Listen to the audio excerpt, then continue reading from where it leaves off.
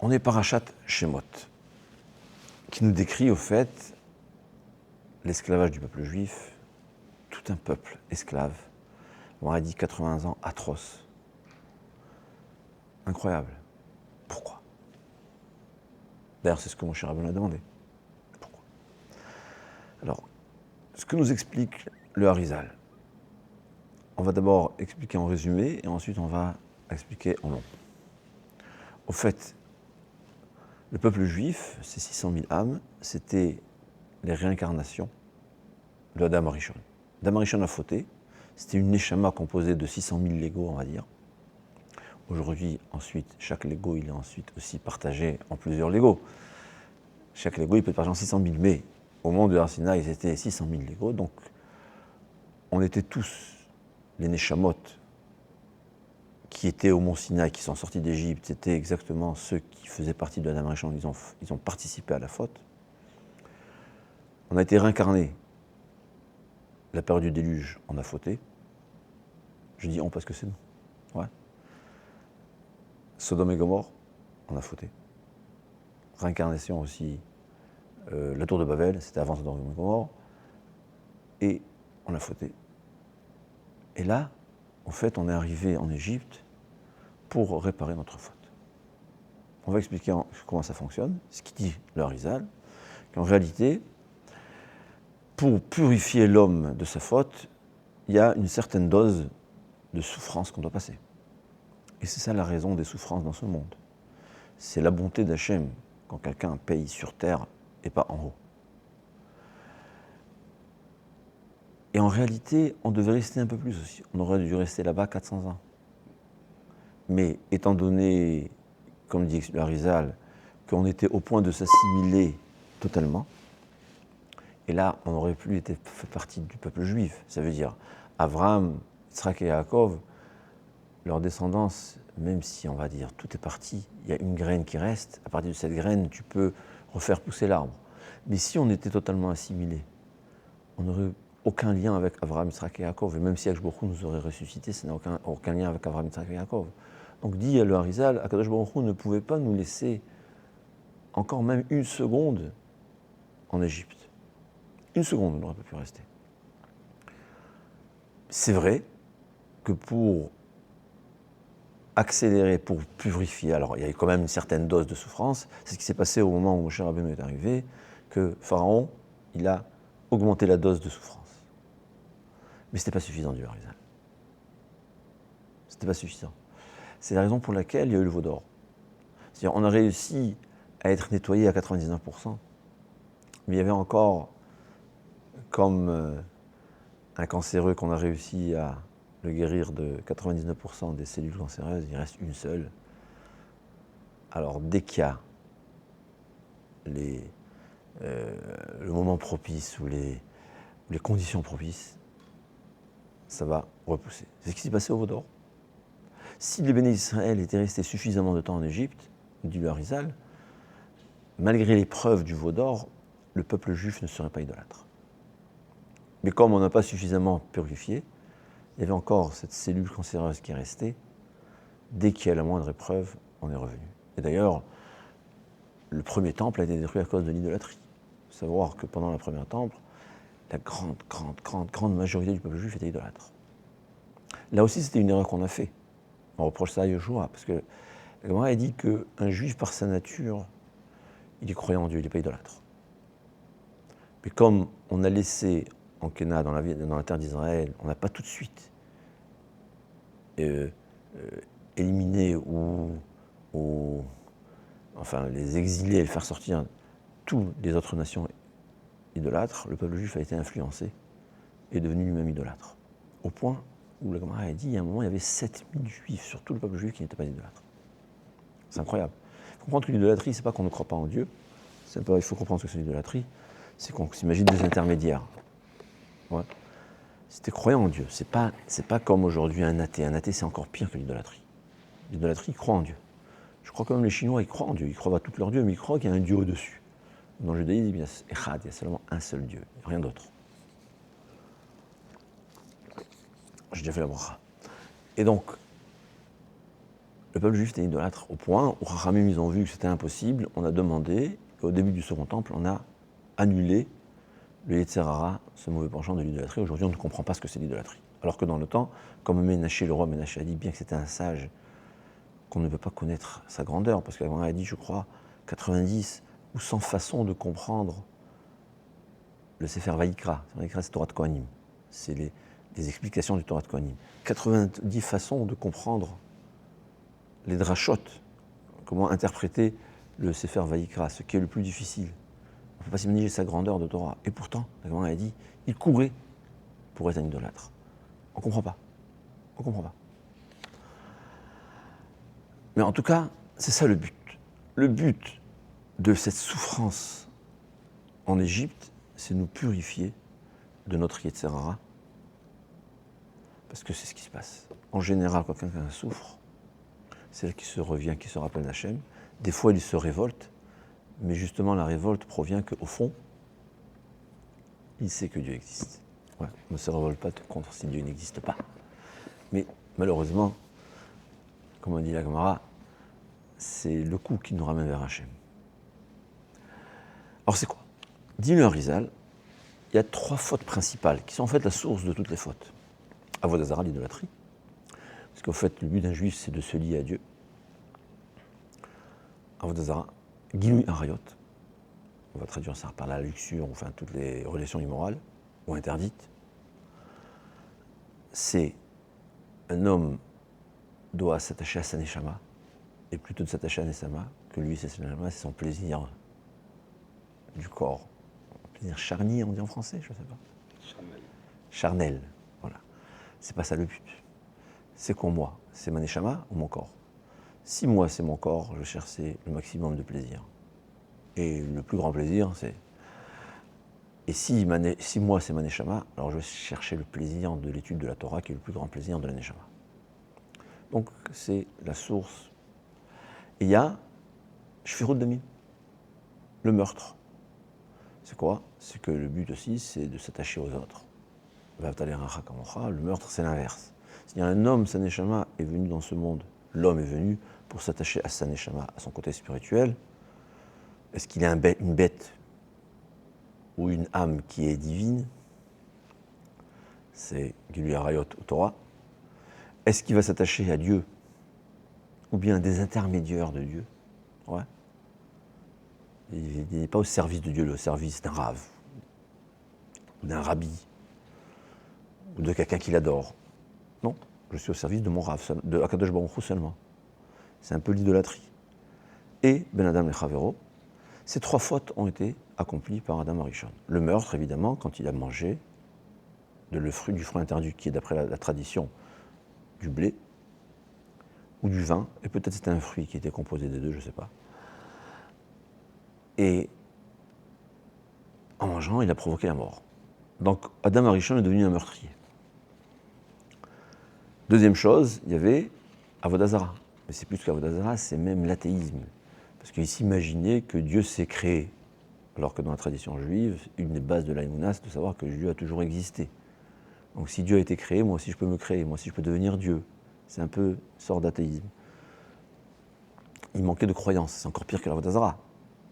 Mais c'est aussi un genre d'idolâtrie. Et Gilui Arayot, la luxure, s'écrit que, au fait, le serpent, il a été jaloux, il a vu, il s'écrit que Adam Arishon et Chava ne se gênaient pas, parce que dans le temps, ils s'accouplaient seulement en tant que besoin, pas comme quelqu'un qui mange. Et ce serpent, il a vu ça, il était jaloux, c'est fait qu'il a couché, si on dit, avec Chava. Donc, c'était une Toum'a de Arayot. Au fait, c'est ce qu'il a sali Adam Arishon. Non, Adam Arishon, sa neshama qui était totalement pure, maintenant elle est souillée. Elle est sale. On ne peut plus se rapprocher d'Hachem. Ouais. Le but, c'est que notre neshama revienne vers Hachem, au point où on peut même être greffé à Hachem. Mais quand quelqu'un a des fautes pareilles, c'est des couches de saleté qui vont empêcher de se rapprocher d'Hachem. Et là, dans la bonté d'Hachem, il y a ce qu'on appelle la réincarnation. C'est quoi la réincarnation? Un homme, il a fauté. Ouais. Prenons l'exemple, une voiture. J'ai quelques coups de carrosserie. on va aller, on va réparer. Au chalumeau peut-être. Ouais, commencer, l'enfer n'est pas une punition, l'enfer est une réparation. Quand quelqu'un il a un peu fauté, mais il est resté principalement bien, on peut réparer au Gehinam dans l'enfer ses problèmes. Ouais. Parfois, des grands tzadikim, même pour une seule faute, ils préfèrent revenir sur terre plutôt que de passer dans la punition. Ils veulent repasser l'épreuve, réessayer. Mais celui qui est totalement abîmé, l'enfer ne peut pas le réparer. Une voiture qui a été écrasée par un tank, tu ne peux pas la réparer. Il faut tout recommencer. Alors qu'est-ce qui se passe? C'est ce qu'on appelle la réincarnation. On revient sur terre avec l'épreuve à nouveau. Il faut réessayer. Mais pire. Ouais, pire qu'avant. C'est-à-dire, si la première fois il est né sans tendance vers le mal, et bien qu'il a fauté, une fois qu'il a fauté, il s'attache au mal, il va revenir avec une tendance vers le mal. Ouais. Pourquoi il y a des gens qui naissent kleptomanes, il aime voler? C'est pas de sa faute. C'est pas de sa faute, dans ce monde, dans cette fois-ci. Mais cette âme-là, c'était quelqu'un qui était dans le... Avant ça, il a vécu. Il n'est pas né kleptomane, mais il a eu quelques épreuves, il ne savait pas quoi faire, il s'est mis à voler. Alors, ou il va être à l'enfer pour l'éternité, parce que c'est irréparable, ou il revient sur Terre avec cette tendance de voler, et il répare cette tendance. Parce que c'est la réparation. La réparation, c'est réparer le mal que j'ai fait et atteindre le niveau que je devais atteindre. J'ai donné à quelqu'un 1 000 € pour qu'il investisse, qu'il vienne avec 10 000, il est venu avec moins 10 000. Si je lui donne une nouvelle chance, je lui dis, ben, tu vas recommencer avec moins 10 000. Et tu as une nouvelle chance. Et tu dois maintenant venir avec 10 000. Et c'est faisable, c'est possible, c'est rare, mais c'est faisable. Donc, on est revenu par du déluge pour réparer la faute de Gilou Arayot, une relation immorale. C'est vrai qu'on avait une tendance pareille. Et c'est écrit que malheureusement, la période du déluge, on a fauté dans ça. On voit dans les Midrashim une description comme aujourd'hui, des gens renus dans la rue. C'est-à-dire c'est nu au sens propre du terme ou pas, mais on manquait même. Moi, c'est écrit que c'était l'homosexualité avec des animaux, là, comme on a dit. C'était au point, on avait tellement abîmé la nature que même les animaux fautaient. C'est parce que l'homme, par ses actions, il influence la nature. Donc non seulement on n'a pas réparé le Gilou Arayot qui a été fait par Adam Arishon, c'est-à-dire Adam Arishon et Chava qui sont eux-mêmes Neshama, on va dire, il s'est partagé en 600 000 pièces. Je dis 600 000, je ne sais pas où. Petites pièces. Chacun sait son âme, chacun il avait sa partie à réparer. Mais au lieu de réparer, on a encore plus fauté. Bon.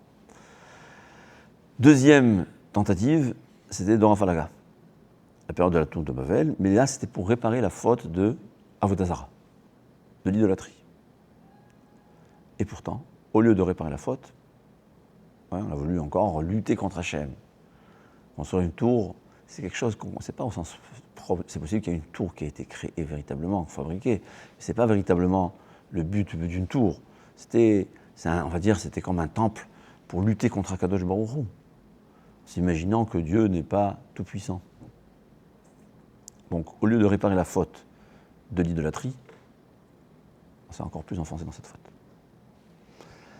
Et Sodome et Gomorrhe, c'était pour réparer la faute de Shfirudamim, du meurtre, Ben Adam et Chavero, vis-à-vis de son ami.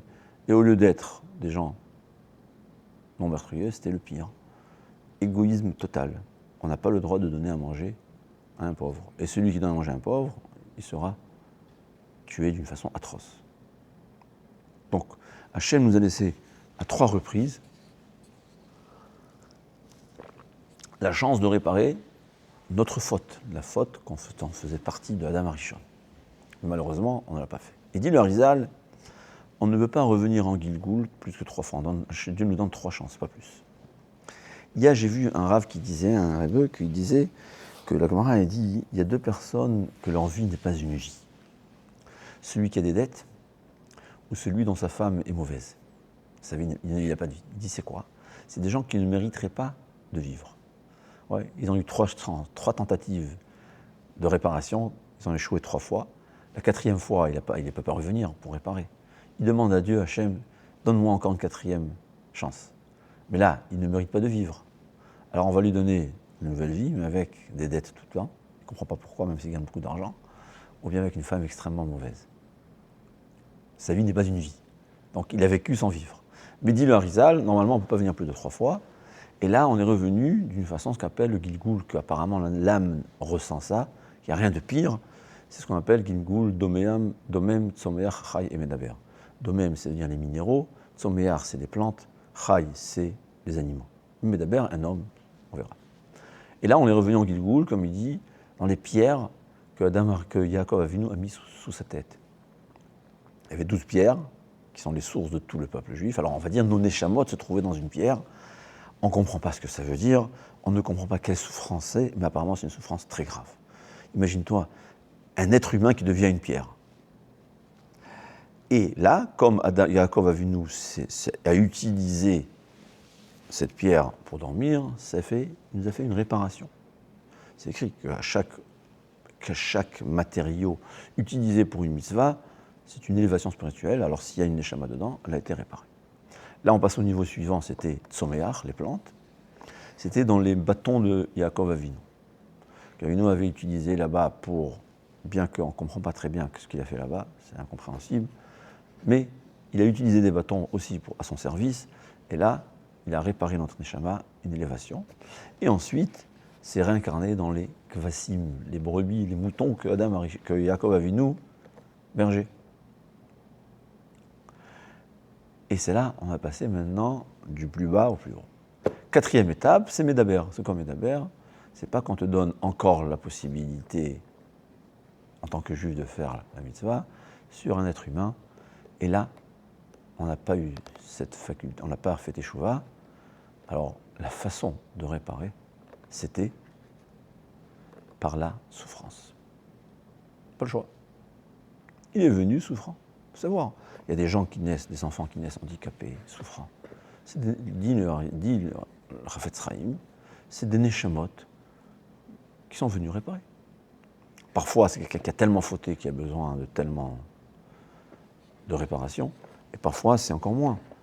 Chafetz Chaim, il y avait une fois une femme qui est venue chez Chafetz Chaim, comme ça un témoin a raconté. Elle a un enfant qui est né aveugle, sourd aveugle. Elle me dit, Chafetz Chaim, elle en a marre, elle ne peut pas. Chafetz Chaim, il s'est endormi, à mon avis, il s'est endormi, monté en haut. Il est revenu, il leur a raconté, j'avais un Rav. Il s'appelait Rav Shlomo. Pieux totalement, zéro faute. Arrivé en haut, et là, il a dit la faute, mais j'ai oublié. C'était vrai qu'il y avait une seule faute. Alors, des fois, c'est irréparable. Ouais. Quelqu'un qui a raté les tefilines une fois, il a raté les tefilines, qu'est-ce qu'il va faire? C'est irréparable. Le seul moyen, c'est revenir sur terre, mettre une fois les tefilines. Il manque un diamant, sinon dans la couronne de cette tefilines, il va manquer un point. Il a demandé de revenir, mais il avait peur de revenir, faire rajouter des fautes. Alors il a demandé de revenir sans possibilité de fauter. Et là, le Chafetz Chaim, il s'adresse à ce bébé et il dit « Shalom Alechem Rav Shlomo ». C'était le Gilgoul de son Rav. La mère a compris quel mérite elle a. Parce qu'il faut comprendre qu'une mère qui a un enfant pareil, elle aussi, elle arrivera en haut comme la mère de ce Rav Shlomo. Elle a tout de suite pris l'enfant, elle est partie. Elle a compris. En tout cas, la souffrance, c'est une façon de réparer. Et là aussi, on arrive à souffrir. Il y a un Khatam Sofer qui rajoute intéressant.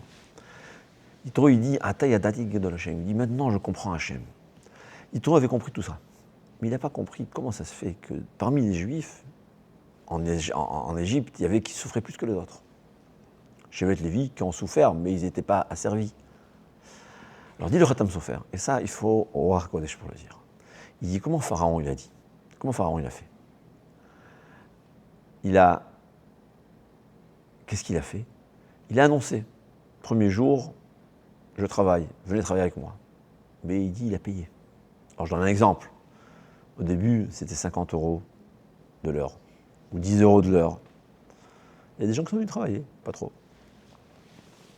Ensuite, 20 € de l'heure. Ensuite, 50 € de l'heure. Et ensuite, 100 € de l'heure, ou je ne sais pas combien. Hein, j'exagère, je n'ai aucune idée.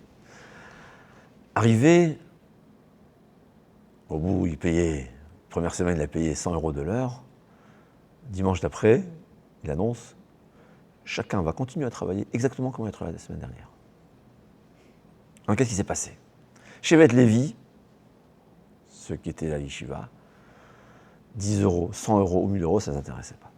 C'est comme aujourd'hui, je peux promettre à n'importe qui m'écoute, il peut faire cet essai, qui prend un lignaz de 10 000 euros, il s'en va dans une yeshiva ou un kollel d'Avrechim qui sont sérieux, qui manquent d'argent et qui ont des dettes. Tu dis, tiens, je donne 10 000 euros, si tu ne dis pas une journée.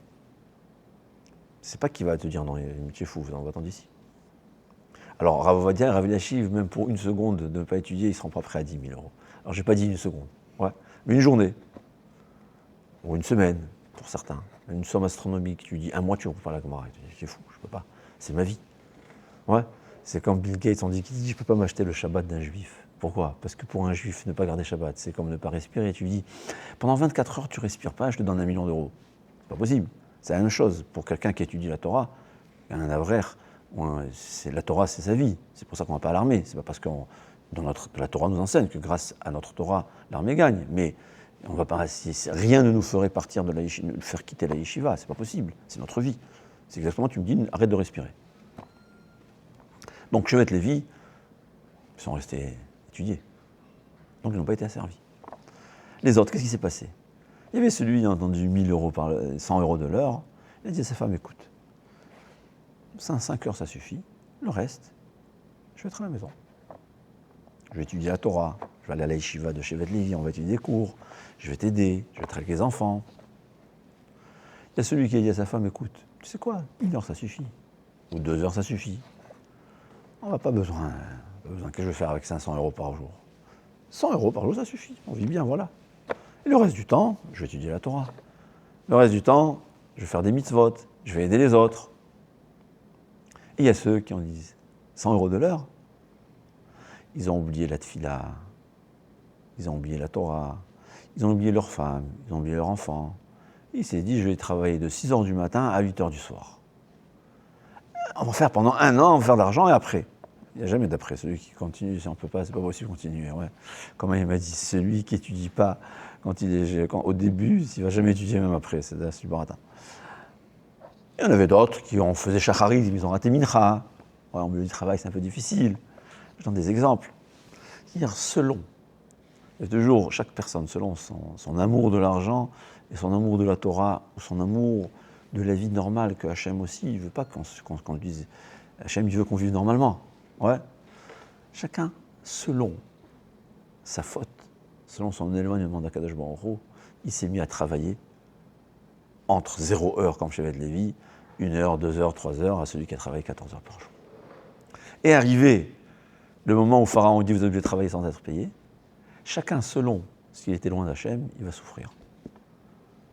Et il va devoir travailler autant. Pour justement, parce que si il a tellement un amour de l'argent au point où il oublie toute la vie, c'est qu'il est très loin d'Hachem, donc il a besoin de beaucoup souffrir pour revenir vers Hachem. C'est ce que Yitro a compris. Il a dit, là je vois Kadosh Baruch Hu. Ce que le Khatam Sofer nous enseigne, le Khatam Sofer il peut dire ça, c'est Roi HaKodesh. En tout cas, c'est beaucoup de leçons à comprendre. Tout est calculé par Hachem, le principal à savoir. Et ça c'est très important à savoir. On va tous revenir vers Hachem, qu'on le veuille ou pas. Il vaut mieux revenir par la Teshuvah plutôt que de revenir ou se purifier parce qu'on souffre. C'est dommage. Parce que revenir vers Hachem, il n'y a rien de mieux au fait. C'est pas seulement le Olam Haba, c'est le Olam Hazé. Je dis toujours, le Yetzer Hara, il n'y a rien de plus grand menteur que lui. Il fait croire à l'homme faute. En fautant, tu vas perdre ton Olam Haba, mais au moins tu vas gagner le Olam Hazé. Mais c'est faux. Le Olam Haba, on ne va pas le perdre. On va devoir beaucoup souffrir pour l'avoir à nouveau. On va devoir payer pour l'avoir. On l'aura. Mais ce qu'on a perdu, c'est notre Olam Hazé. Dans ce monde-ci. C'est ça Hachem Echad, nous dit le Ramchal. Que c'est Hachem, c'est la force unique, il n'y a rien d'autre. C'est impossible de gagner quoi que ce soit, contre la volonté d'Hachem. Tout plaisir qu'on se prend d'une façon interdite, c'est sur le compte d'un plaisir permis. Ou même 2 parfois, parce qu'on est puni. C'est ce qu'il faut savoir. Et à chaque fois que je me retiens pour Akadosh Baruch Hu, il me rembourse 100 fois plus. Ou il m'évite ce que j'aurais mérité de souffrance. Comme il dit, Ashrei ish achate mitoratrat et aserinu. Quelqu'un, il devait avoir un enfant malade, il devait rester à son chevet la nuit.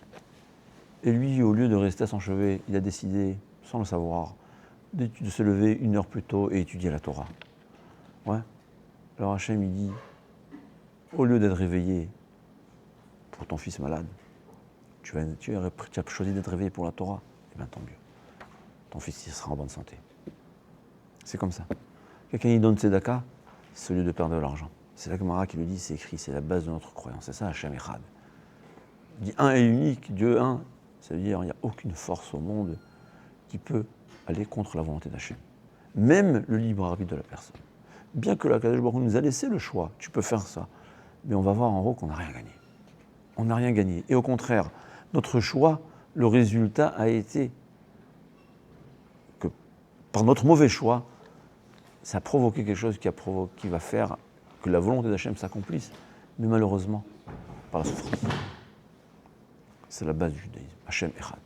On ne gagne rien d'une faute, et tout est fait et calculé par Akadosh Baruch Hu, seulement et uniquement par sa bonté et son amour envers nous, pour nous donner cette chance de réparer nos fautes et nos bêtises, que ce soit les bêtises de notre jeunesse, ou les bêtises de maintenant, et des fois, souvent, les bêtises qu'on a fait, que notre Neshama a fait dans le temps d'avant.